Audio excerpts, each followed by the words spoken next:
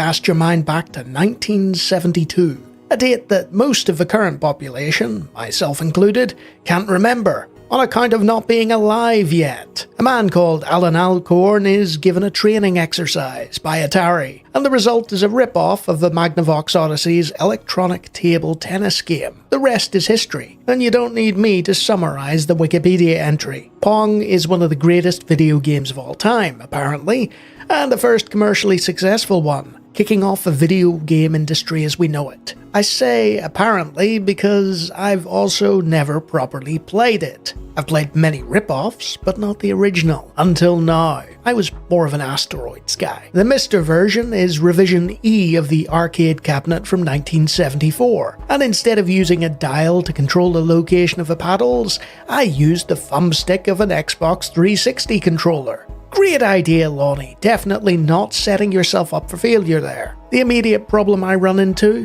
Pong is a two-player only game. There's no computer opponent, so I either take the sensible option, hook up a second controller and get Karina to soundly beat me, or I take on the greatest adversary I've ever faced, myself. So, grasping two controllers in both hands, I set about playing Pong. Apparently, the control of the left hand uses a different part of your brain than the right. I'm sinister by nature. Just ask anyone that's met me in a dark alley at night. So in theory, the left paddle should trounce the right, right? You know, Pong. You move the paddles up and down, the ball comes from the middle of the screen at a random direction, and heads towards whoever conceded a point the last time. A bit like tennis, really, or the ping pong the game is named after, but not quite. The score for each player is on the top of the screen, and away you go. The first thing I noticed about Pong was how smooth it was. My cheap Chinese capture card that I really should replace doesn't do it justice. The second observation from yours truly is that this has that wonderful combo of easy to pick up, hard to master. You can fire some absolutely wicked shots that are borderline impossible to deflect. The first player to reach 11 points wins.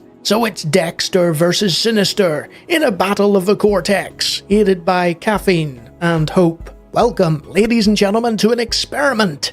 It's me playing Pong against myself.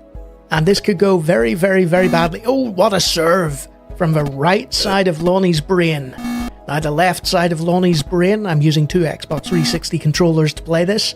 It's down to 2-1 now. 3-1, oh the net gets a point. And it's a serve back, a volley back even.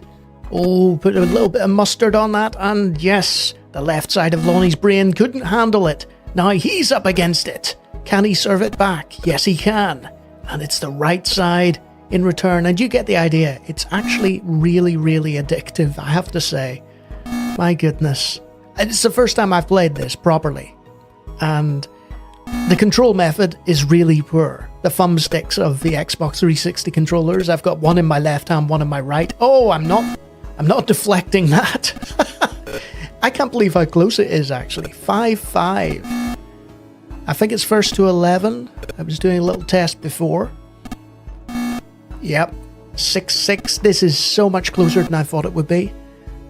Yeah, this is actually... I don't know why I'm acting so surprised, really. It's a modern day classic. It's a classic. You know, it just kicked off the video game industry, didn't it? Or so it's Wikipedia would have you believe. It's like the Magnavox Odyssey didn't exist. I think it acknowledges that Magnavox actually, but whatever. I couldn't quite reach that. I think it's the thumbstick, but we're awfully close now. Can right come back? It's 10-8. Oh, what a serve. That's it. Game over. 11-8 to left. But that was a lot closer than I thought it was going to be. And that was very entertaining, I have to say. So yes, that's Pong. A quick game. What was that, 2 minutes? From 1972. And I'm just going to be exploring some of these older games and just trying them out and having fun with them. So hopefully you enjoyed that little slice of... I don't know what this is, but I'll use this footage and some other footage and come up with a slightly longer video. It's not going to be like a 20-minute scripted piece on Pong. It'll just be like 5 minutes or so. But yeah, This was a little experiment. It's me getting back into gaming in 2025. And for you guys, I'm just going to start at the beginning and work my way through. Well, almost the beginning. Scripted piece to come soon. Until next time.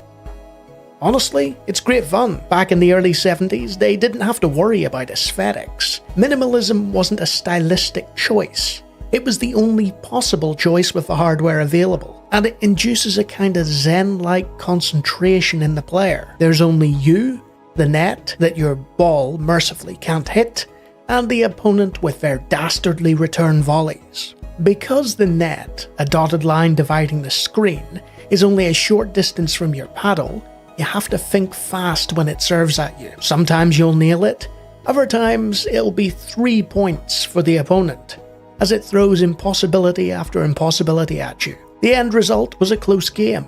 So how was my first proper experience of the arcade version of Pong? Yeah, classic stuff. Even when my opponent was me, a worthy adversary in the end. Though I'd recommend not playing it on an Xbox 360 controller. My poor thumbs.